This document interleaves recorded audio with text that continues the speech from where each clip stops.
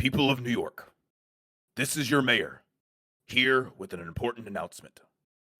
While I have put down and put away most vigilantes in this city, there is a new group who is terrorizing our city. The Quantum Couch are filled with small people pretending they alone understand justice. They take their opinions, which are wrong. They are vigilantes with microphones. The vigilante known as CineJosh has aligned himself with this group. And like all vigilantes, they mistake attention for authorities.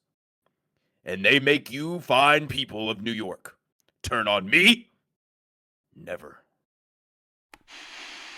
Welcome to the Quantum Couch. Steven, JT, Bruce, take a seat, take a seat, take a seat.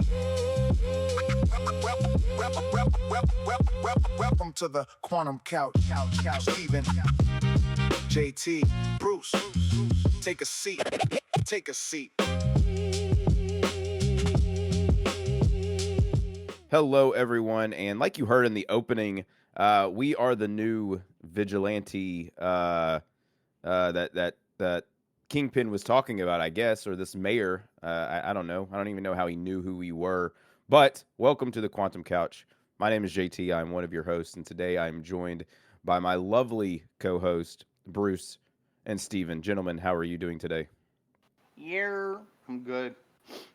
Steven? And, doing pretty good. Just so you know, I'm Yeah. probably the reason why they know Kingpin God. knows, because I might have or might have not have told his fat ass. I was like, Oh, Yeah. okay. Damn. Okay. Never Well, mind. Continue. okay. Well, thank you for putting us on the map. Yep. But guys, today, I reached out to another vigilante friend of mine, and I really wanted him to come on the show. He is a great friend of mine, and today happens to be his birthday of this recording on May 10th. So, Ooh, gentlemen, happy birthday. and listeners, give a warm welcome and a happy birthday to my good friend Josh. Josh, welcome to the show. Welcome on the couch. Prop your feet up. Heyo. Hey, yo. Thanks for having me on the show, man. I listen to you guys. I appreciate you guys. I love, obviously, all the things you talk about, even though if I, disagree with a lot of the things that Steven has to say. It's all good. It's all good. Hey, you too, Bruce. I'm looking at you too, man. Hey, I yo, listened to the Christopher Nolan episode. I was Hey, yo. That's gonna be an interesting one. Yeah, That was so, hard, man. JT set us up, man. He lined us up for that one. He did. Look, Yeah, he I took had a to. L on I that. had to. But Josh, welcome to the Quantum Couch. We're Brother, glad you you're gotta call here. My name, it's CineJosh. Come on. I don't go by my name. CineJosh. Sorry. CineJosh. Sorry. But before we get started, CineJosh, how about you introduce yourself for the listeners and tell us a little bit about yourself? Yeah, I'll make it quick. I'm 28 years old now. I just turned Woo. 28 as of 9 hours ago or whatever. I work in radio. Radio is my full-time job, and I love doing content, man. Been doing content for, man, back to the days of East Coast Avengers with JT. Whoa. Steven was there for that, even though, he wasn't in the show. He was basically part of the show. Big fan of his, and Steven's here now, so I'm glad about that. And other than that, man, I just been doing TikTok for under a year. I think I started right when Superman came out, and it's been great, man. The growth has been incredible, and hopefully I can hit 10K before September. I'm right there. I'm getting close and close and close, but it's been just super fun, man. Doing the streams, doing just daily videos, obviously making friends, and now joining a podcast. I'm not joining a podcast, but being part of a podcast. First time since I've been doing my own TikTok, actually. So this is really cool. Well, yeah, you drop some lore over there with the East Coast Avengers. For those who listen, if you know, you know. But yeah, we're really glad to have you. Again, your growth. Yeah, I've told you this in person, but it's been really awesome to see. You found your niche, and I love it. Love watching every single one of your videos, even jumping on your lives when I can. So in the description of this video, obviously, or this episode, we will put your information down so people can follow you. And if you're not following already, go ahead and do it and just drop a follow, join his lives. He tries his best to get to the comments. Sometimes you have to yell at him through the comments, like I did. Dude, you don't even know. I have so many people spamming the same thing over and over and over, but at the same time, the chat is rolling, and there's just nothing I can do. People get mad at me. It's just ridiculous. Yeah. I've attempted to go live a little bit, and yeah, it's the same thing. It's and I'm not even anywhere near your following, so I'm like, I see the people, like, especially when I was doing the reviews for like Letterboxd and stuff. It got to the point to where everybody was like spamming their Letterboxd username and just go like constantly throwing their, and I'm like you could see me physically get like trying to read each one. I'm like, okay, skip this guy. Like it's crazy, but yeah, dude, I had to yell at the chat sometimes. I really yell, but I was like, guys, stop spamming. If you spam and you keep spamming, I'm gonna mute you because it gets annoying. yeah, Oh, I bet. it's If people don't know chat etiquette, they think about, like, I know we want to talk about it at podcast, but let me just rant for just 20 seconds. hey, No, go for it. Hey, stage is yours. Get it? There is Get it. etiquette for everything, especially when it comes to chat. If you're going to be in a chat, you have to acknowledge, especially if the chat is rolling, your comment, it may not be read. It just comes with timing, and it comes with getting his attention at the right time. That's about it. And if it doesn't get read, man, dude, chill out. I'm not ignoring you. Yeah. All right. There we That go. doesn't mean Hey, y'all copy heard it. your previous comment and post it every 2 seconds. Oh, That's dude, not yes. what that means. Annoying. That's No, frustrating. no, absolutely Yeah, not. no, we're excited. It's a double-edged sword.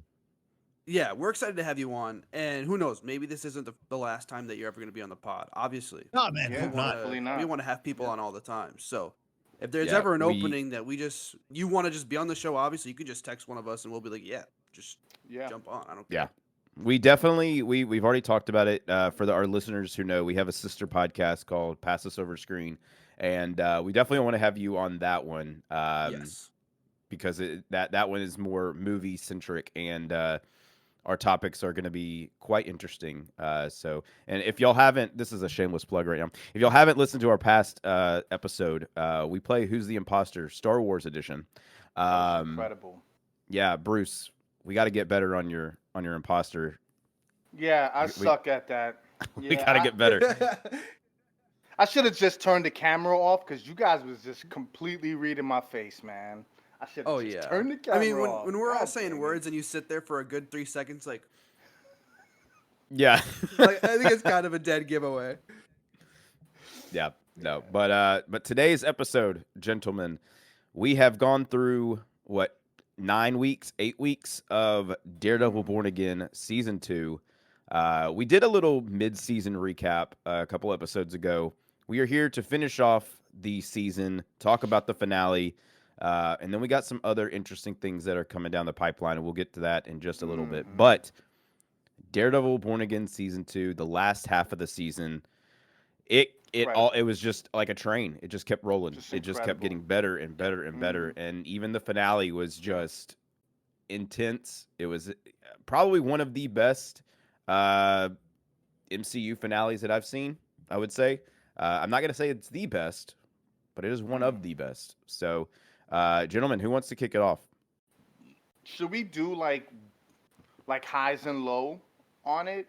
Yeah. Because there was a couple of things I didn't care for, but Oh yeah. there Bruce was a knows all lot about more that. highs than there was lows. Yeah. Yo, Okay. before I we mean- start, are we doing spoilers or no spoilers?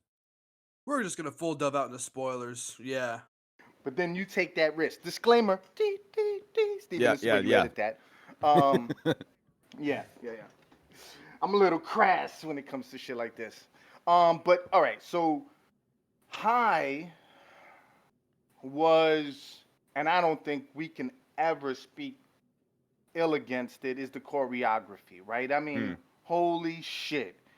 I mean, Kingpin leaving the courtroom, beating the shit out of every person he comes by was intense, right? Like there was just moments where I cringed like I did with the Netflix. And I was like, holy shit, did he just fucking crush that person's head? Damn, he threw this person through a wall. Like, and when you thought he was going to have a little mercy, that girl, he looked at her and fucking, her head bounced off the wall like a handball. It was like, her body just folded. It was just intense.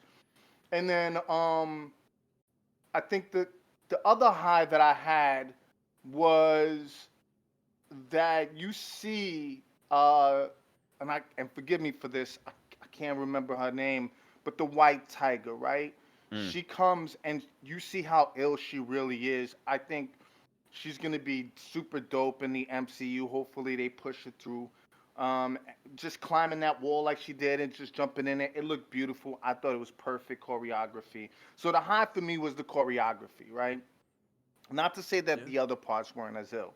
The low for me was easily there was there's some discrepancy in the context to which things were occurring. Like when the group of protesters started to rush and Matt's like, no, no. And I'm like, are you seriously trying to hold back a group of protesters, bro?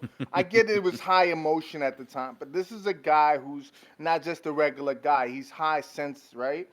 And I think the only other thing that I didn't like, besides that one moment, was the way that Fisk was like, all right, fine. He was standing on the beach at the end. Okay, they could have let that. I'm cool with that. I just don't like the way that they pulled it in, right? Like, here's Matt going to prison, right? And here's Fisk, who just destroyed the hallway from the door to the steps, right? He's fucking destroying, killing people. There's no way to hide it. There's people to freaking attest to it, and here he's on a beach at the end, right? Like, that needed some explanation. I know that he made a deal with the DA. I know all of that. I just feel like it was displaced. And maybe it just took whatever. I'm not a writer, so I don't know what it would have taken, but I'm sure that maybe some context there would have been better than just saying, okay, now here's Fisk at the end on the beach. He got what he wanted. Like, that feels stupid. You know what I mean? If I can, But anyways, if I that's can my argue high. against That's that my quick, low. the Yeah, no, the only do thing it. I would argue against that is that like that's kind of exactly what Kingpin deserved was because if you get him back to prison, I mean, you're getting the same thing over again with this character, and like it doesn't change. But the fact that now you got to put him on this island where he is by himself, which he hates the beach, he hates sand, and he gets to do that, but there's no Vanessa. I think that's like the ultimate punishment is like you're now in a place you hate, nobody around, not even the people you love. It's better than him being in prison because when he's in prison, I mean, he has people that can just rally with him. He's Kingpin. So that's my No, only and I get it. argument against that. It's like a Napoleon situation, right? Because what they did with Napoleon before he came back, they isolated him to I don't know if it was the Bahamas, I forgot what island in the Caribbean. I get it. It's kind of in that same vein. However, when you see some of the snippets for next season, you see he's got this full on freaking beard. He's wearing this little beanie, and he's on a port somewhere. So it almost feels like he's not alone on this island, right? Like he's there, but he's not alone. And I think, yeah, he doesn't like the beach, and yeah, Vanessa's not there, but he's still maybe he could have been in a prison like the Raft, right? There was still other things he could have been, punished with, but to put him on a beach, that felt. I get the poetics of it. It just felt disconnected. At least give us context. That's all I'm arguing. Give us a little bit more explanation of why that would have been the case. I would have embraced it a little bit more, and why he didn't go to the raft because that's the lingering question there, dude. There's a whole prison in the water that we've seen multiple people go to. However, you're still on a beach. So that's just my argument there. That's my high. That's my low. Josh, you want to give us your highs and lows of the? Yeah, I mean, I I guess think I guess it's like from episode 6 on. So if you can remember those, because obviously for me, I'm gonna always think about that finale before anything. But do you have anything for the mid-season finale? I guess the mid-season finale. Well, really, just I mean, I guess you just do the whole show or just the if mid-season. you want to, yeah. I mean, if you want to, Yeah. yeah, just this is the whole Give it show. your run. The Yes, whole show, absolutely. I think, was pretty good. Now, I'm always gonna say the Netflix season 1, 2, and 3 will always be my favorites. I think Reigns supreme.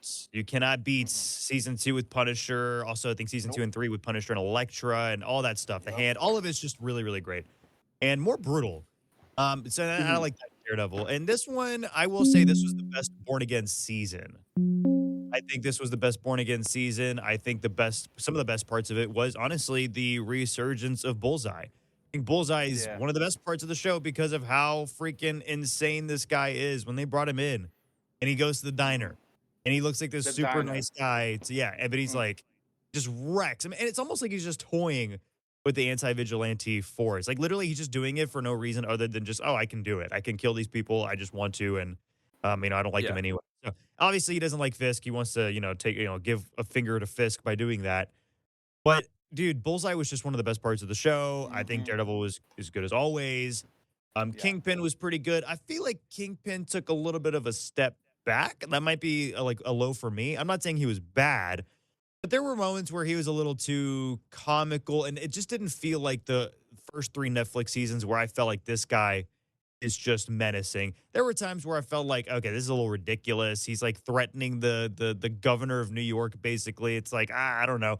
Seems a little out there, but sure, it is Kingpin's character to do something like that. But I just felt like the way that they did it, it sometimes felt a little too goofy, especially when and I'm not gonna lie, him having his own hallway scene, pretty cool.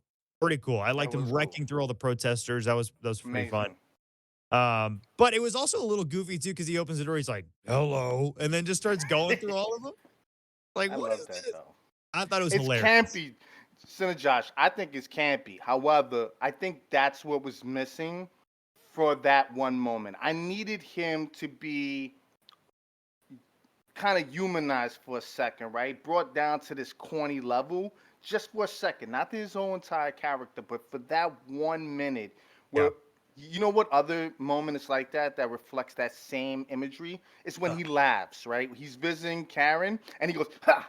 That was the Yeah. weirdest moment I've ever seen on the show. Yeah. But after some thinking about it, I was like, okay, I get it. I understand what that's for. That gives it a feeling. I Yeah. get it. It broke free of it. But anyway, sorry, not to cut you No, off. you're But good. just to And I jump in think there. at the end, actually, I changed my mind on this. I was a little skeptical. I was like, please don't tell me that they're doing the season finale. They're wrapping the show by doing a court drama. I swear to God. Nothing wrong with court dramas. I'm cool with it. I like them. There's been a lot of great things. I mean, obviously, Daredevil has had some of the best court dramas.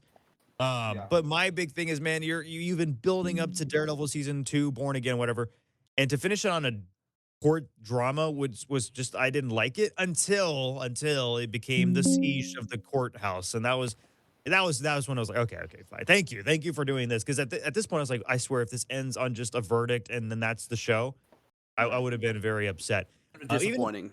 yeah, it would have been it would have been anticlimactic, because I really felt like we were going to see Daredevil and Kingpin go at it one more time, and we were going to see hopefully what's his freaking face? I'm blanking on his name. Agent Powell, the guy probably Mm. Oh worse yeah, than Powell. Kingpin. Oh yeah. Mm-hmm. I wanted to see Agent Powell get his, and unfortunately he did not. Yeah. He ended up going to prison, but I would have loved to seen a scene where he gets killed. Honestly, they would have been Yeah. really satisfying. But I piggyback that with you, Josh. I think honestly, in my opinion, we should have seen an on-screen death for that guy because he was just so hated, and it would have given us such a good feeling for him. yeah, And I agree. I think that Rotunda scene, at least maybe a Punisher fight. I mean, not a Punisher fight, a Daredevil fight would have been amazing, right? And I think that's the only other low, but not to nitpick because I know we're gonna get a one shot. Was that we seen mention of Punisher, but we didn't really see him.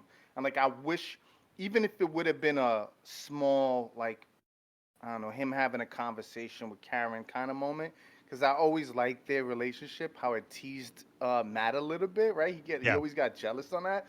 I would have liked that a little bit more tension between them, because honestly, they just went along so perfectly this season, which felt a little underwhelming. Like normally they got some kind of conflict. Well, no, actually that's bullshit because they did have that with the bullseye moment.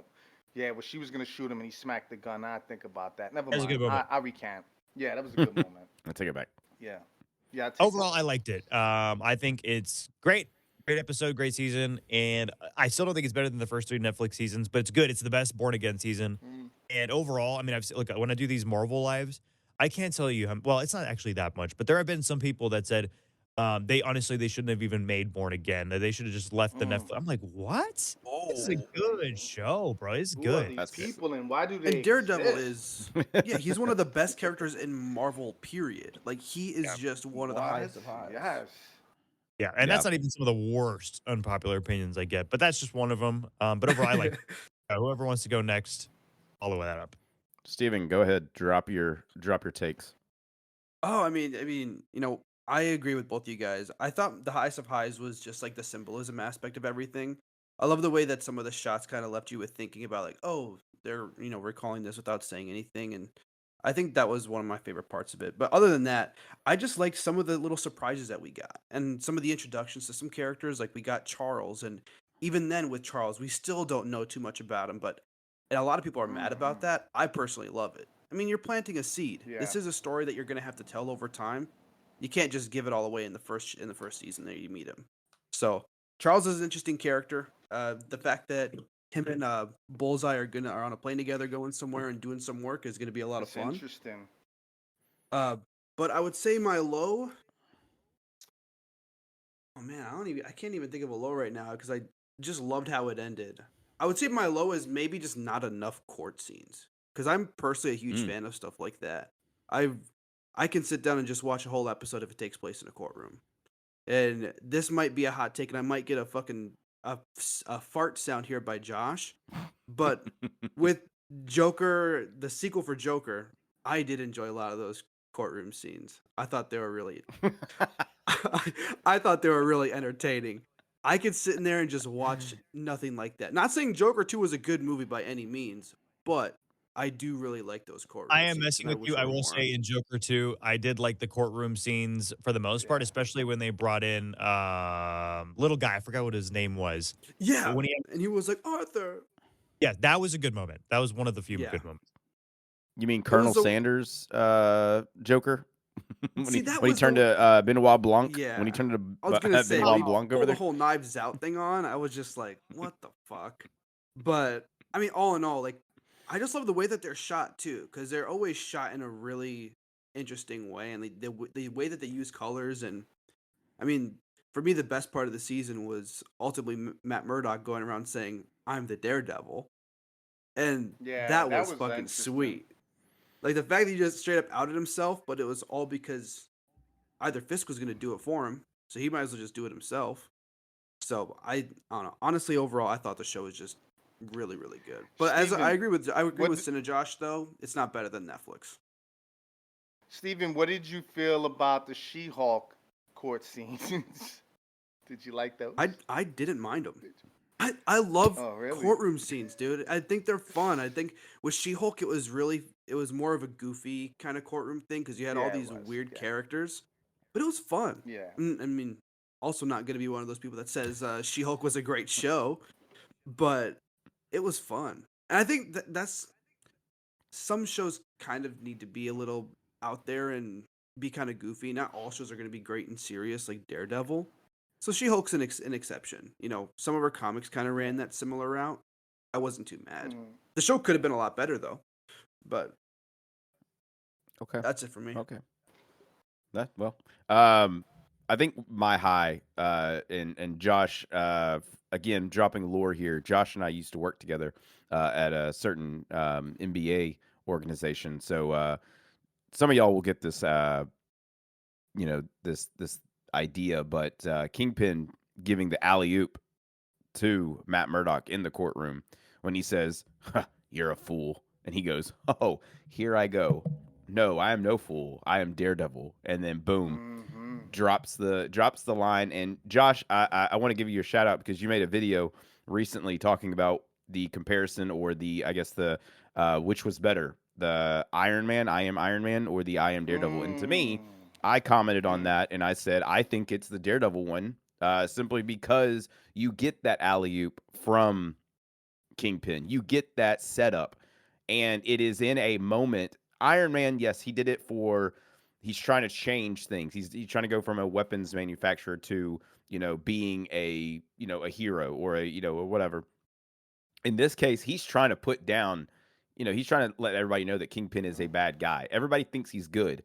People are believing what Kingpin wants to believe and wants them to believe, and he wants them to believe that Daredevil's a bad guy. However, in the first season, if we got to remember, and I love that they pulled it from the first season where he's like, "No, I took a bullet for you and you called me a hero.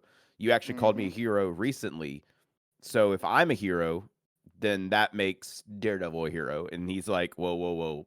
Like, you could see Kingpin was kind of like he knew he'd been set up. He was like, yeah. just like, gritting his teeth and Fucking just love kind of it. like he knew he was getting, getting what he's got coming to him. But another high that I have to take, and I'm excited to see where they go with it in season 3, but the setup of like Heather Glenn, the That's setup right, of yeah. her character becoming the female version of Muse. And when the shot that I really enjoyed was when she put on the Muse mask, and all of a sudden you see her in her like normal state before she got attacked by Muse. That Big is crazy. yes, that is psychotic. She's Like crazy. it's insane. But I will say, I think that one of my lows, and I hate to say this, but they went away from the BB Urich stuff. Oh, And I think BB Urich has a legacy character because of her uncle in the Netflix show. And they tried to bring it back in the finale where they were like, "Oh, you're now working in the same office as your uncle. Congratulations!" Da da da da. And it's like, okay, but like, I don't know. She just felt kind of like a side part of it. And I think I also do. I have 2 more highs, and then I'll end it on mine. Number 1, Michael Gandolfini. What a Incredible. phenomenal role. Yeah, it What was I mean, Chef's kiss. like Chef's Daniel kiss. Blake. Daniel Blake was a character I was like, come on, Amazing. Daniel, you got to do the right thing. You got to do the right thing. And then he gets killed because he does the right thing, and I'm like, don't It was he was Yeah, such a but you great know that- character. You know that was in post, right? Did you Oh, hear yeah. about that? Yeah. Yeah. That's crazy that they weren't gonna kill him. I think even though I liked his character so much, and it was hard to see him get murked, I did think that it needed to happen. Or else Buck would have looked like a piece of shit. Yeah, you're right. It would have either been Buck out of that room or it would have been Daniel, and there was no chance Daniel One of the takes that two. Buck. No. Exactly. Yeah. You No, can't not at come all this way with Buck doing half the shit he did. Fuck the whole thing, just half. Yeah. And he looks like a clown in that last minute. People like him who are psychotic don't have moments of empathetic feelings. It just doesn't Well, happen. But He actually did hesitate though. Like he was did. gonna pull the Yeah, trigger. he didn't want to. he did. I thought there was a moment where he was gonna let him go, like for a brief moment, and then he pulled the trigger, and I was like, okay, But- that makes. but okay. even For in a that moment, glimpse- he was there. Even in that glimpse of a moment, the fact that he still did it despite is proof that he's absolutely a stone cold killer. But There's that nothing makes he it won't more do. brutal. Because if he was just like some Terminator, boom, just pulled the trigger, don't even think about it. It's like, okay, you Yeah. expect that from that. But him to think about it and still do Yeah. it, it's like, geez, because he liked Daniel by the Yeah. end. Yeah. Yeah. I mean, He did. there He was did. there was those moments too leading up to that scene in the other episodes where they were driving in the car and they went to the store and he bought the shovel and even Daniel's character was like, I'm about to die here. It's like, This is the not moment." yet. Not Yeah. yet. I think like for like viewers like ourselves, we thought, at least I did, I was like, oh no, like here it is. But I was in it. just a couple more episodes and then we would have gotten that. But I think the my final thing is, while we didn't get to see a lot of them, welcome back the Defenders. Yeah. They're in the MCU now. Oh, They yeah. I forgot about that. like Yeah. like I wish we did get a little bit more. I don't know if y'all listened to the official podcast of Daredevil Yeah, I Born did. Again. Loved it. They did Amazing. mention that one of the reasons why Jessica Jones is not in the more in the season, and why Mike Coulter, so Kristen Ritter and Mike Coulter, who play Jessica Jones and Luke Cage, while they're not in the season for a good part of it, it's because of scheduling reasons. Both actors are doing other things, and they couldn't get them on the set, and so the times they did, they had to like shoot their scenes, as quick as they can. So Honestly, I'm okay with it. They didn't need to shoehorn him in for Yeah. multiple. I'm They were with it. good. Yep. She had a great warehouse scene. She had a Yep. little bit of scenes on the rooftop. We had her just enough, not too In the much. rotunda. Yeah, because there were so many Yeah. different, side plots, and of course everything leading up to the courtroom. I'm glad we got them for the amount of time that we did. So yeah, I would agree. I would Same. agree. I think for Jessica's point, we also got to see some growth in her character. She is a mother. She has I would say Yeah. like what, a 4-year-old, maybe 5-year-old. Yeah. I don't know how old, you know, Danielle. Daniela is. Yeah, I don't know Mhm. how old she is, but we did get to see that her powers are now starting to, Develop. diminish Mhm. a little bit. Yeah. Um, Oh yeah, but yeah, yeah. but then Absolutely. Luke Cage comes in at the end, and knowing that he was working for um, Charles. Charles, and Mhm. now he's like, I guess he found someone else, and we now know Mm-hmm. that that's Bullseye. It is interesting. I wonder what he was doing for Charles, and what that sets up for a season 3. It's going to be unique in that aspect for again the setup. Um, Bruce, you want to say something? Well, I got a couple of speculative questions for you guys that I'm hoping we could kind of figure out, or at least give our take on. One of them is just kind of segueing on that point. Do we think that Daniela has superpowers? Mm. I mean, look, obviously we don't see it in this show. Of course we won't. But if you know the comics and you know what she becomes later in life, maybe, like, possibly. I mean, she does become Captain America. I Yeah. mean, Yeah. so it's Yeah. really up to Marvel and the heads over there if they want to How they continue explore it. with this character and how they want to bring her back into the fold, or is this just like one of those little like for comic book readers, I guess, or people who know the history of Jessica and Luke. It's like, oh, that's cool that they brought her in there. Mm. Will she ever be back? I don't. I just don't know at this point. It would be cool, but I just don't know. That's how I read it. It What do you was guys more think? so just one of those things where it's like, yeah, it's a nod to the character. If people can't even Mm. accept Sam Wilson as Captain America, it's Oh, unfortunate, but they're not going Yeah. to be able to accept the fact that a woman can be Captain Yeah. America. So that's Oh just man, yeah. that is a good that's point. one of those things that Good point. Marvel would be like, yeah, I don't know if we're ready. People are ready for that. I'm sure the like diehard fans and fans would be, but to the average Yeah. viewer, I mean, you go to a comment section for, Brave New World or whatever the new Captain America movie was called. All the comments are just like, this isn't Captain America. Captain America is Steve Rogers. And it's a Mm. whole shit show. But one thing I did Yeah. want to recycle back to before I forget my train of thought, and it's going back to what Bruce said a little bit earlier, with Buck going through and killing Daniel. I thought it was just a really great moment when Daniel was there and he's just telling me, he's like, how long before you're the one with the gun pointed at you? And Mm. then that's Mm. the moment when Daniel just goes through and pulls Woo. that trigger. And later, when we see Daniel going back to Fisk, and he's like, did Daniel do what he needed to do? And, Buck is looking at Fisk the entire time like, you're the one who's making me fucking do this. So, like, there's a part of me that wants Mm. to believe that Buck would have chose to never kill Daniel. If it was his decision, he would just tell him to just kind of fuck right off. Because he was looking at him in a really interesting light where he was just, like, responding to him like, mm-hmm, I see it. And he's just, like, glaring at him. That's Yeah. that's how I interpreted that kind of scene. Yeah. I Mm. like, you could tell that Kingpin liked Daniel.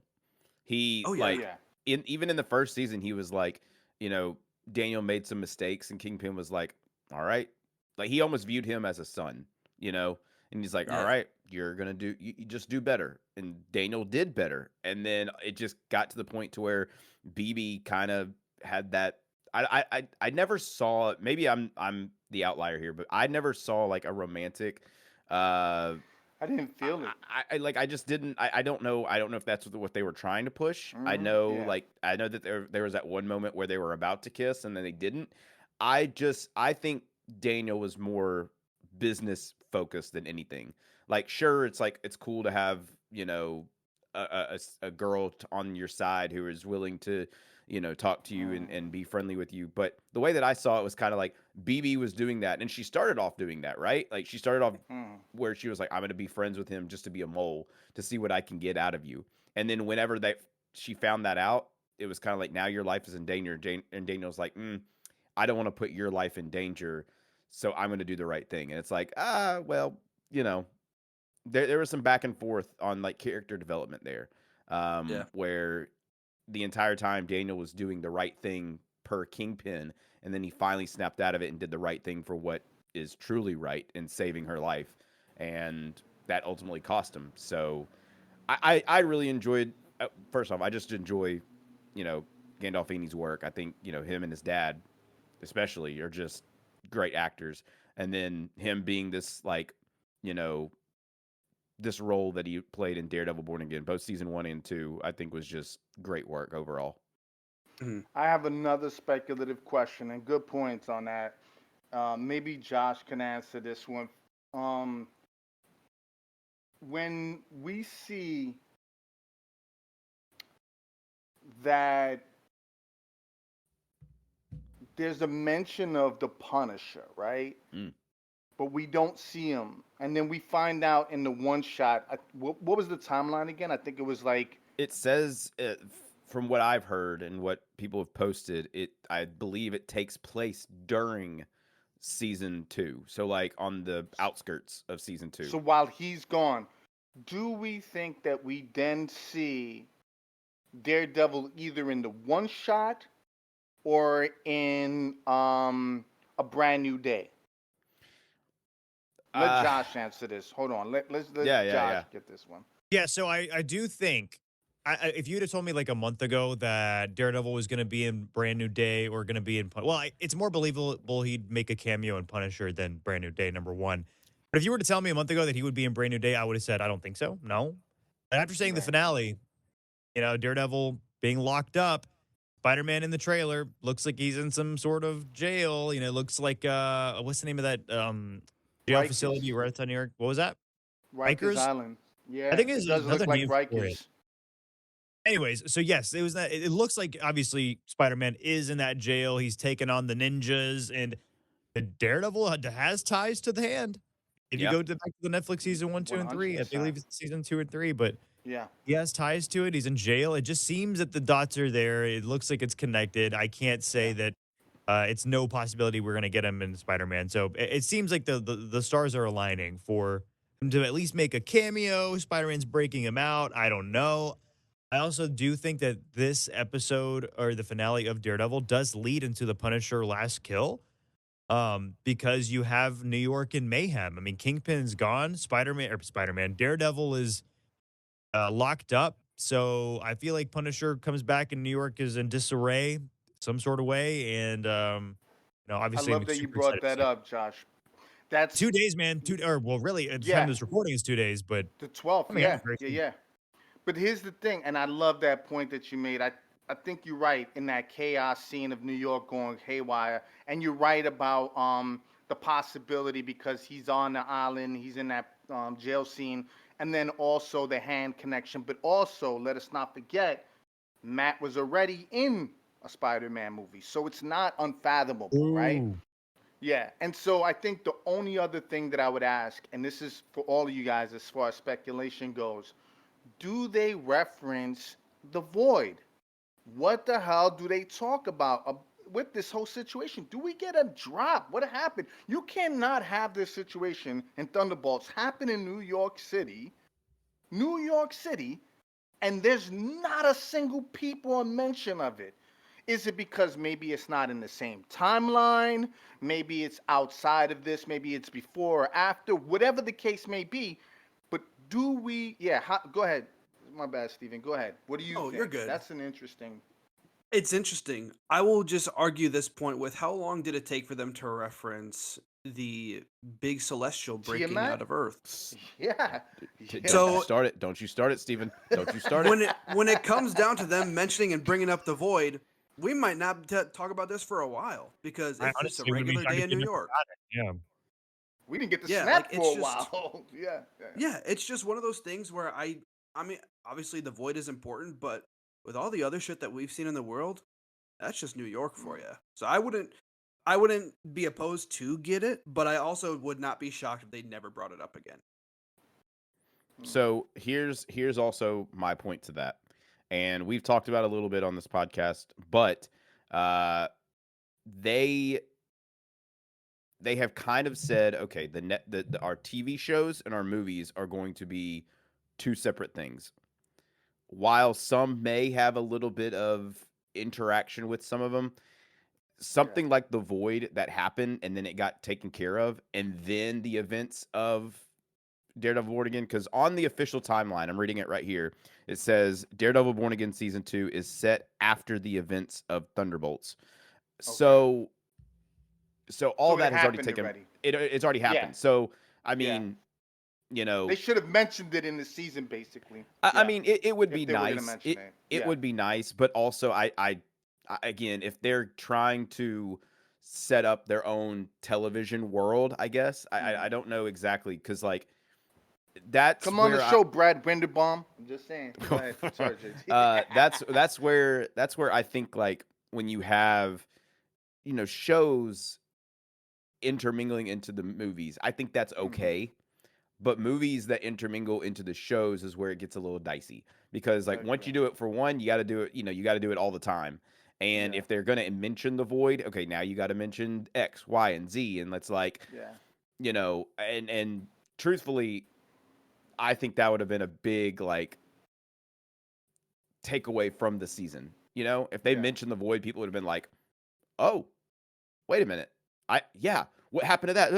Now you don't get the entire courtroom scene or the trial that's going on with Kingpin trying to take down or the vigilante task force trying to take down all these vigilantes and did this and that and this and that. So I think like you don't want to take away from what your season is trying to tell, the story you're trying to tell by having something that happened, already in the show. It's like if I kept always said like, hey, do you remember when this happened all, months ago? Yeah. And it's like, why are you bringing this up now? It's like, oh, just remember it. Yeah. Yeah. It feels out of place. I get it. So, but And honestly, Agents of S.H.I.E.L.D. did a good job of kind of steering away from the bigger storylines and still having their own focus. So you're right. I mean, and you still had movie characters come into that show. Yeah. I mean, I loved Agents of S.H.I.E.L.D. Like I loved that. it. That was my shit, jam man. right there. That show Yeah. is so good. Yeah. But I will say this about the Punisher: One Last Kill. While I think it does, and we've read it here, while it does take place during the events of Daredevil Born Again season 2, I think this is more of a Punisher character story. Like I don't know if we're gonna see much of like the craziness that's going on in New York. I think this is an inner turmoil story about Punisher. Because the last time we saw him was at the end of season 1, being locked up and escaping. So while he has taken himself out of the equation, why would he go back into, you know what I mean? Like, yeah, sure, we can hear a mention of like, oh, there's a riot at the courthouse, and he's gonna be like, ha, okay, cool. Like, not my business. I don't care. But like I think he's going to go through more of a personal character turmoil in this show, and we have to figure out like how he gets back into that Punisher mode. My question is does that lead into Spider-Man? Because Spider-Man is literally 2 months, a month and a half, Yeah. after Punisher. So are we going to get some kind of lead in? Because we all know, we've seen in the trailers, he is in the new Spider-Man movie. So It better. are we going to get and sorry, last thing. If y'all go back to the trailer, Spider-Man calls him Frank. He knows he knows who Punisher is. So Personally. Yes, personally. Yeah. So but okay, now that I'm contradicting myself a little bit. Does everybody know that? Like does everybody know that? Man? I don't think so. Especially not Spider-Man, who's immersed in his own fucking world. But everybody would. But individually, think about in the same frame that you're saying Frank would be in his own world, right? It's the same way that we would imagine, Spider-Man, right? Peter Parker is really having his own shit happen, right? We could even see him in the trailer extrapolating from he's depressed, right? He's not thinking about Frank. He's not having conversations with Frank. If he had any conversations, it would be the Punisher, right? That just seems way more of a personal conversation when you call somebody by their name and not, even though it's, we know the joke of the fashion that Spider-Man Peter Parker could have, right? He gets playful like that. I just don't, I don't see it without them having some, I don't know, some kind of communication before that, right? Like they had some person. I don't know. Maybe they didn't sit around drinking beer and no shit like that, but definitely they know. You know what I mean? Like they've had Yeah. conversations on Yeah. a more intimate level. But That's one of the most frustrating things about, since Endgame is the inconsistency with showing how everything affects everything. If you go back to the first Avengers, that leads right into what's going on with Age of Ultron, and then that leads into the Sokovia Accords and Civil War. And then from the Sokovia Accords, you have the breakup of the Avengers and all these different movies and all these different projects that isn't even like Avengers related. I mean, even people's individual movies affects the next movie. It's referenced or is a direct consequence of what happens. And it just feels like with everything they've done since Endgame, it has been one of my biggest frustrations. And it's getting even worse to the point where now it's like, how do you explain, like you said, when are we going to get a reference in Eternals? And it's barely referenced. It's barely a reason that's even in the Brave New World movie. It's not even really a big part of the movie. It's just like a scene, as far as I can remember. So, yeah, the last like 5 or 6 years, or actually more than that since Endgame, it's been 7 years, which is crazy to say. yeah, But since then, it just feels so inconsistent. And so I'm frustrated about that. There are so many things that have happened in New York, even outside of the void. How does anything relate to anything at this point? I don't even know if this takes place after Thunderbolts. What about the events of Daredevil season 1 and 2 and Thunderbolts? And I think there's another project that happened in New York. What was another? Was Spider-Man Far From Home, or not Far From Home, No Way Home, and all the stuff that happened there. I mean, I hope that going forward we can see a little bit more explained, especially with the TV shows and the movies.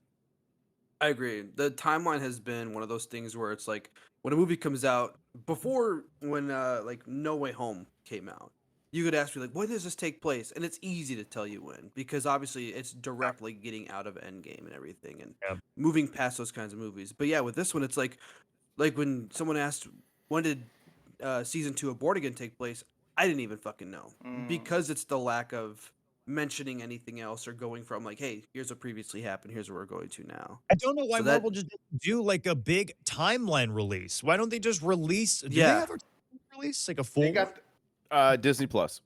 Disney Plus has it. Disney Plus has And- everything. They need to give it to the wider audience. Well, Yeah, wait Disney a Plus minute. has a They full also- like a full list. Yeah. Yeah, but they also released a book, right?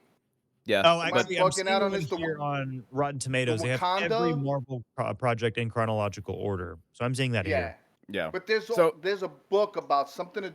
I think it's the Wakanda. I can't remember the name of it, but they kind of give some. They kind of fill in some of the gaps in some of the questions in that book. Yeah, I'm looking So at it's it right kind here. of I like have a it. compendium. Oh. Yeah, right. So it's kind of a compendium to, if you will, for the storyline in some respects. But yeah. No, But like, it's the Wakanda one, right, JT? I found something that might shine a little bit of light. This is what I mean when I say it's so confusing. Okay, I'm just gonna read a couple of things off. This is post. Okay, this is everything chronological. So I'm about to put a blast on Marvel for this because this is frustrating. So Avengers Infinity War 2018, Avengers and Endgame, we know that takes place 5 years later, 2019 in our time, but 5 years later in their time. Now here's where it gets confusing. The next thing chronologically is Marvel Zombie Season 1. That was what, 2025, 2024 release? I think it was 2025, right? Yeah. So that's Marvel Yeah, Zombies. yeah. Obviously, it's animated, be so it's not 25. going to be a huge thing that people are going to watch. Fine. After that is WandaVision Season 1. This is where it gets ridiculous. WandaVision Season 1, that's a 2021 release, 2020 release. Right. Then you have Luke. Yeah. Yeah, that's close. That's close. Then it goes to Deadpool and Wolverine, 2024. You're jumping years in our timeline. It's crazy. Then it goes back 3 more years to Shang-Chi, which was a 2021 release. So that's actually going back a couple of years in the timeline, but it's a movie that came out 3 years before Deadpool and Wolverine. Then you get Falcon and Winter Soldier. Then you get Far From Home, which came out during Endgame. So now you're going back to Endgame's release, but that's technically 5 years in the future. Then you have Eternals, 2021. Then you have No Way Home in 2021. Multiverse of Madness, Hawkeye, What If, okay, fine. Moon Knight, Black Panther, Wakanda Forever, Echo, which is super forgettable, She-Hulk, which is trash and forgettable, Miss Marvel, which is pretty decent. Then you have Thor: Love and Thunder 2022 release. You're going back a few years to 2022. Then you go Werewolf by Night, which is 2022, which, again, it's a good show, but honestly not that important to the grand scheme of the MCU. Ironheart Season 1, Guardians Galaxy Special, not going to harp on that one too much. Wonder Man Season 1, which came out this year, is now back before Ant-Man and Quantum Mania because that's a 2023 release. So you're saying Wonder Man, which took place this year, is actually before the events of Ant-Man and Quantumania. Then you have Guardians 3, Secret Invasion, Marvel's 2023. So you're going back to 2023. I'm almost done. Loki Season 2, What If Season 2, Agatha All Along, fine, What If. Do you see how confused? Finally, Daredevil Season Born Again, Season 1, Season 2, Captain America Brave New World 2025, which was last year, and then Thunderbolts 2025 is the most recent thing. Do you see how confusing it is? You have to go back 2025, 2022, 2021, 2026, 2023. Yeah. Come on. That is bad. That is really bad. I think that's all because of Endgame. While Endgame is a fantastic movie, I think them doing that 5-year jump really, I mean, it made sense in the movie, but now it could have just left it 5 years later, and everything at this point is just the next thing in the timeline after 5 years. Yeah, it's confusing. I mean, it is. That's frustrating. It's for sure. And the good thing is some of these take place like off of world, like Thor: Love and Thunder. Honestly, not that big of a deal because it takes place in like other planets. Fine. The Marvels, it takes place in other planets. Fine. But the events of Echo is New York. The events of Wakanda Forever, it takes place in planet Earth. And She-Hulk, and I'm not going to harp too much on that one. So here's my interjection on that. 2 things. One, I know they can't wait to destroy this shit with Doom, right? Like, this is what this is their timeline correction tool, right? Doom's motivation is just scrap MCU from the timeline, yeah. That's 100%. The other thing is, if they didn't do Doom at this point, I think that their escape plan, and I think I mentioned this, Steven, and correct me if I'm wrong, their parachute was low-key God of Stories, right? I think that's something that they were alluding to before the whole shit happened with Jonathan Majors and the Kang storyline being scrapped. So I thought to myself, man, there's a possibility of them rewriting everything because that's where they were really focused on how to correct some of the timelines. So I said, that's the way that they're going to write this shit off, which is brilliant. But I think really that's what they're going to do with Doom. They're like, we're not going to go back to create context for the destruction of this fucking timeline. We're just going to destroy it. It's over. And then people are going to live with it because we're giving them a brand new, a fresh start or a fresh clean slate, right? So I think that's what's going to happen there. But if that's the case, I'm cool with that. Fuck it. Don't give me an explanation. Give us some good IP. Let's get the continuum going, right? Keep that shit looking good. Pristine, don't fuck up. Kevin Feige, come on the show, you asshole. Damn. Anyways, that's my hot take on that, but I do think that's what they're gonna do. So also, if I'm taking like a in real life approach to this, if I can give Marvel a little pass here, Bob Chapek really was the one who was like, "Hey, give us more." Kevin Feige, give us more. Disney Plus is a new thing. Give us more content. Because Brad Wonderbaum even gone on record saying that in COVID era, 2020, 2021, they came to them and they said, people are at home. Give us more content. That's why they pushed for WandaVision to be the first thing released on Disney Plus. It was supposed to be Falcon and Winter Soldier. Then they were like, no, give us whatever you have that's left off. Yeah. Okay, so now you have all these, these things getting pushed and pushed and pushed. And then more people were like, okay, so the shows are now connected. And then once they weren't, it's like, okay, so we still want to show, have these characters and show off these characters. Now what do we do with the movies? Is it disconnected or is it all the same thing? But I agree to y'all's point. Yeah. Secret Wars. It's got a soft reboot. I've been on that train for a while. Just give us a soft reboot. The minute they mentioned it, I was like, yeah, I know what they're doing. Fuck it, it's good. Yeah. I will say this to that point too, JT, just to piggyback this one last thing real quick, because you're right. I think this is the other thing with that is so important to consider, is that when you had, not to give Marvel a pass, I'm with you on that, but you have to consider COVID era. They couldn't do a lot. You had the firing and hiring of different people, writers, directors, like I don't know, every week there was some new shit happening with allegations and stuff happening on the back end. Then you also had the writers strike. You had the actors guild True. strike. There was so much shit happening that I'm pretty sure, and I tell this to customers all the time when they get to me in some escalated fashion. I say, it's hard for me to fathom what it takes to run a multi-billion-dollar company. So I can't ever tell you that I would understand what it takes to do so. But you know what I mean? So I Yeah. think on that level of respect, I'm with you. I think there's some degree of consideration. Could or should, as a fan, want more or better? Hell yeah. But I understand. I get it. Yeah, I mean, But yeah, and yeah. look at the comparison between Daredevil, and we'll bring it back here to Daredevil. Mhm. Season 1 and season 2 were drastically different. Why? Because season 1 was written and directed and shot all during the COVID and writer strike. So they had, I mean, we know it to be true that like there was a disconnect in season 1 where you can see one writer was writing it this way and then it switched. And then you got the Yeah, it ending. felt weird. I believe it was like that season, or that like episode 5 or whatever, where it was like Kamala Yeah. Khan's dad, and like Yeah. that episode felt so different from the It rest of felt the show. disconnected. Yeah. Exactly. So like, It was That- dope, but wow, did it feel weird. but Yeah. look at season 2. Season 2 had none of that going on.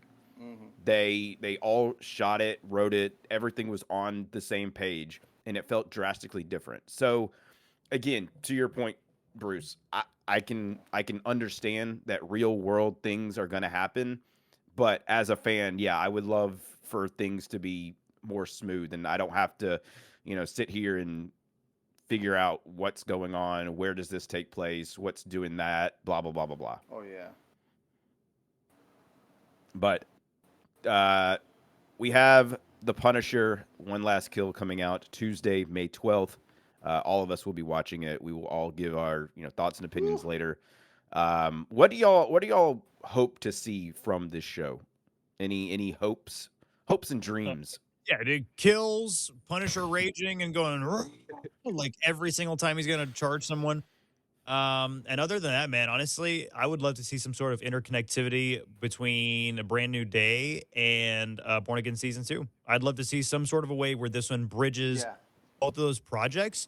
But I will say this, I really feel like for the common person that does not watch any of the shows, but I mean, because Spider-Man is so huge, you're going to have people that watch Spider-Man for this simply because of Spider-Man. It Oh, had nothing to do with the 100%. MCU. Right. So because of that, I do hope they don't show too much in Punisher where like, you don't know what's going on in Spider-Man Brand New Day unless you've seen, yeah, exactly. Unless you've seen Born Again Season 2 and the Punisher special. I hope it doesn't show too much, but just enough for the real fans. I don't want to say real fans, like it's condescending. Yeah, But the people that really keep up with this stuff, I hope there's a little bit of nuggets of information that we can tie into the movie, but not enough to where the average fan is left out. Bring it back to the Easter eggs, right? Like give us Yeah. little, to your point, nuggets. Throw those in there. Yeah. The average fan that watches the movies, fine, they can miss it all day, but give it to us. We're the core fans. We'll go to it, even when it sucks, even when it's shitty, we still want it. Yeah, I So, watched Love and Thunder. I've watched Quantumania in theater, so Mhm. I'm a Yeah. real fan. It was I rough. can you agree and with I that. I both. Yeah, was there. yeah. I was there. He Yeah. actually did that. That's Yeah. true facts. Hey, Facts. hey, don't turn back. You liked Love and Thunder. Don't give me that. Yeah, no, I thought it was okay. I thought it was I thought fine. it was good too. Yeah. Like on my initial watch, I thought it was fine. Then I did a rewatch, and not the best. Did they but, fuck Gore the God Butcher up? Yeah. Oh, Yes. yes, Yeah. absolutely. The Necro Sword? Hell yeah. But it was It's one of still those good. I liked things it. like I gave it it's props. difficult when it comes to Marvel because when you're such a huge fan, obviously you want to love every project that comes out. So I understand having Yeah. the Marvel bias when you get out of the movie and you're like, "Oh my god, that was sweet." That's like that. It's like that rush of adrenaline of thank God we just got a movie. But yeah, I remember walking out of Love Yeah. and Thunder being like, "Wow, that was just like." It felt like Taika Waititi was like, "How do I up Ragnarok and really get another Yeah. like lightning in a bottle kind of things with this character?" Oh, I know. Screaming llamas. That's how. Like, come Yeah, on, bro. and that Yeah. got so old after the first time they introduced him. Like I was like, Yes. okay, I get it. I It- get it. That to me was like a moment in like social media that Taika wanted to capture again. Like I'm when dying because that he said llamas. They were goats. They were rats. Was it goats? Whatever they, They were. were They were rats. annoying. Same thing. See, he That's even how forgot. bad it Stupid was. animals. but like it's quite interesting because that whole screaming goat thing was like a Taylor Swift song or something that happened years ago, and then Taika, I can already imagine Taika sitting love there it. in the director's room being like, "Oh yeah, that's kind of funny. Let's bring Yeah. that back." And it's like, no, like don't, like Yeah, and I do like there are little things like that sprinkled throughout the MCU, and some of the newer ones, not the older ones, but some of the newer ones. Like I remember, like in Black Panther, they had a little moment where like they're like, "What are those?" And you yeah, go back, yeah, and watch, Yeah, like, yeah. oh, it's dated, bro. yeah. Siri did that. Yo, I Yeah, love we've that. already been through that. Let's not bring that back. But yeah, It I was agree. came out. Yeah, I'm glad that there's no I just- like 6-7 in the Marvel universe as of right now. Oh my Keep that God, shit yeah. out of Not it. Don't yet. say that. Not yet. Why Dude, did you it's not gonna summon happen. that? It's not gonna. Yeah, we're gonna have Matt Murdock Steven. go. Oh, what should have sent it to be 6-7 years? It's like I'll just turn off the TV and never watch the Or- show again. Court is about 6-7 p.m. Yeah. Yeah, some I would, bullshit like I would that. just, I would give up. It's It's just always bad so when like weird because they so the thing is they do it when they're filming when it's like trendy at that time. When but it then when is, it comes you're out right. 9 comes months out. later, Yeah. Yeah. popular anymore. Nobody says that in Yeah. 2026. Yeah. Yeah, it's so bad. Yeah, it's again like you mentioned, it's so outdated at the time of release that Mhm. that people are like, oh, okay, here we go again. Like, cool. See, the like, only did thing that. though, I will give a pass to Taika, and here's why. I love Taika's work. I love what they do in the dark. I love all of that shit. So I will say, in my opinion, sometimes I think he does like this Andy Kaufman troll-esque things in his movies to poke fun at the moment or to the people that are watching it while bringing them into the fold and laughing at themselves with it. I think that's the kind of geekiness that he has as kind of a comedic writer, right? Like he's thinking of this meta way of writing, right? And I give him passes on those moments because I get it. It's not for everyone, but it's him. He's laughing at it. He probably has the writers in the room, the other writers laughing at it. He's probably got the producers laughing at it. But we don't know unless you're in the know and then you're laughing at it. But, I like, think could this you- Screaming Goats was that. Like, could you imagine being a director that you just got done doing Ragnarok, which I think we can all agree is a pretty good movie? Like, Oh, it's No, a no, I Thor love movie. exactly. And so now, like, you're the head of Marvel, you're Kevin Feige, and you're like, Taika, you did a great job with Ragnarok. Like, I can't wait to see what you're gonna do with this next one. This comes out, and you're like, ooh. But guess what Taika's doing next? Star Wars. It's a whole nother conversation. We'll get into that later. But Yeah. Ready for that? think about Yeah. what, like, I don't know. He's kind of on a downward slump for like movies that. I mean, he did Free Guy too. Josh, I know you love Free Guy, right? I Free thought Guy. it was good Oh too. my God, I didn't I like it. I'm freaking- sorry. I liked it. That was I a rough liked it. watch. I thought it was good. It's one of It those was movies fun. where like you turn your brain off to have fun, and there's nothing wrong with movies like that. Yeah. But Yeah. that was a movie It's when I was Fast watching. I and was the like, Furious. this is dumb. It's those kind of like I like it for just like you said, Steven. I shut my brain off. I watch it. I don't watch it for anything else, right? It's Fast and the Furious, right? It's Triple X. It's just all of that. I don't know. It just has that campiness that sometimes you just need. If we always had these niche kind of moments, man, then when we'll get tired of them. We need something that breaks that up. I Like, 100% agree with you, Bruce. But again, it's all preference. I will say it's preference. I like cheesy That's movies very just as true. much as the other guy. I like cheesy Yeah. movies too. There is a lot of bad. I mean, I've actually made videos on fun bad movies that are bad but are so fun that I don't Some B consider them flicks. actually that Sure. bad. Yeah, honestly. So. Yeah. There's definitely a time and place for fun bad movies. I'm a big fan of fun bad movies, but then there are movies like Free Guy where it just didn't work for me. It just wasn't funny, and I thought Ryan Reynolds, even though I like him as an actor, even though I love a lot of his projects, I just thought a movie like Free Guy, it just kind of cool. felt like Thor and Love and Thunder. It just didn't make me laugh that much.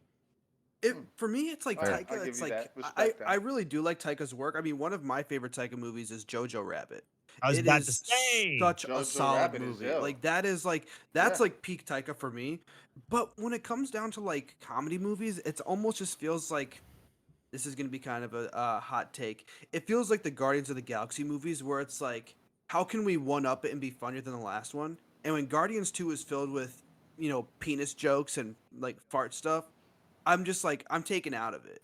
And like Yeah. for me, that's why Guardians 2 is the weakest one out of the three, because it just plays too much into like how funny can we be? And that's not what the movie should be, especially like tonally, like where they were going, or even with the character like Gore the God Butcher in Love and Thunder. That's just a character that this movie should just be dark all around because he is Yeah. such a looming threat, and they didn't treat him like that. Yeah. And he didn't look that great either. It's just like, hey, Christian Bale, we're gonna get you bald and paint you gray. We're not gonna have you look like you did in the comics, and that for me was disappointing.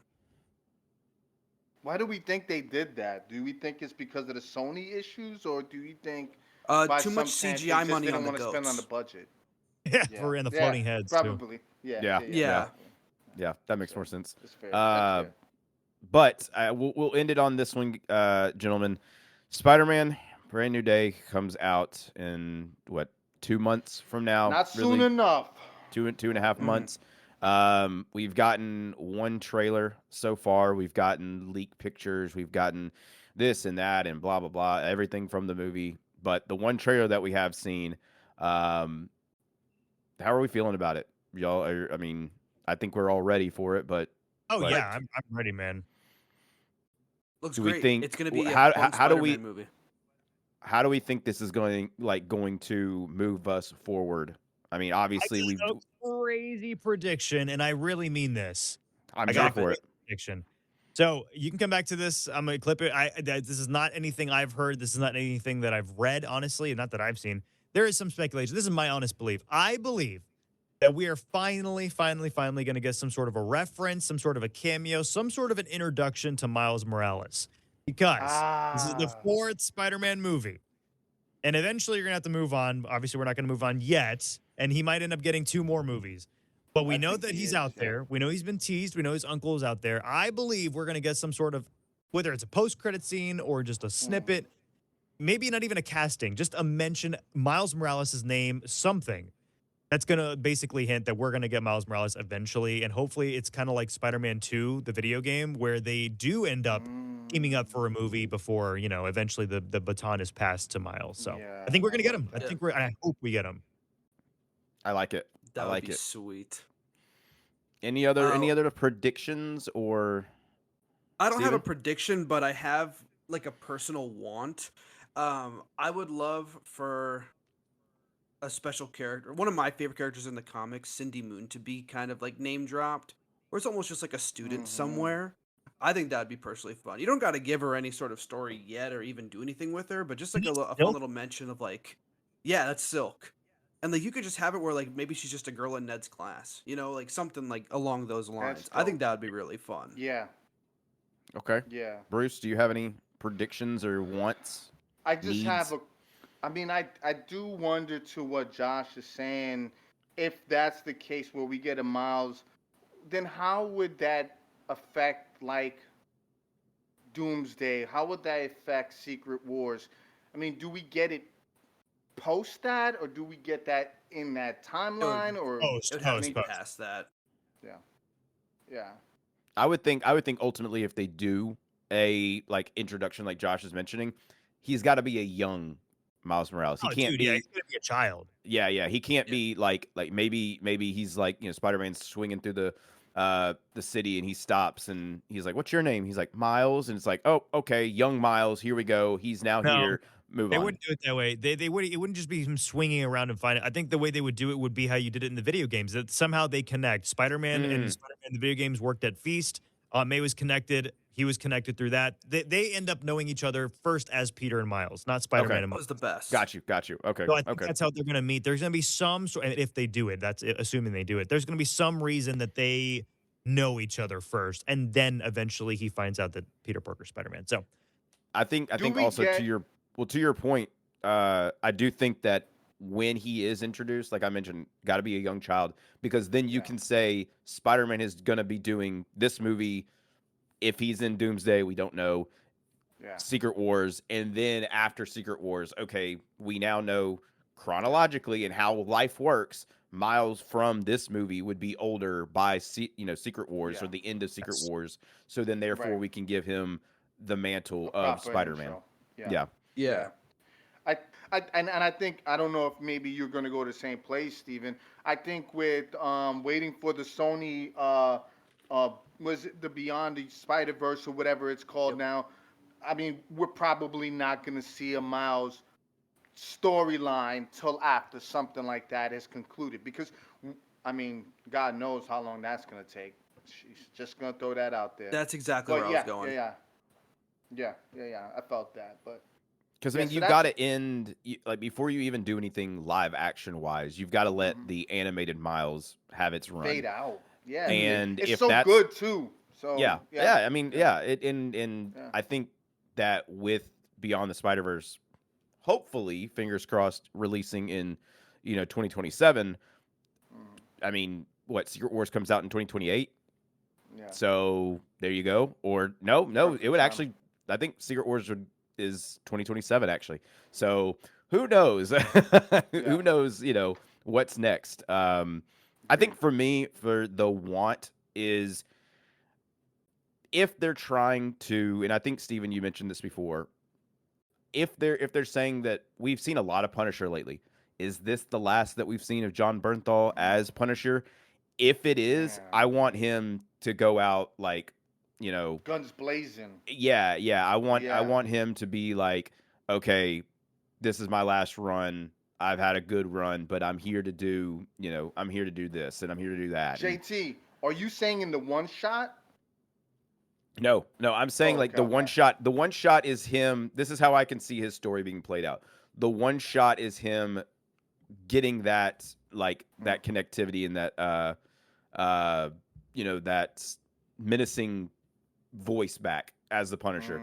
And then Miles in Spider-Man, he ends he's now had that run and he's like, all right, I'm gonna do what I need to do and and call it a day. But again, Spider-Man comes out in less than 2 months or so.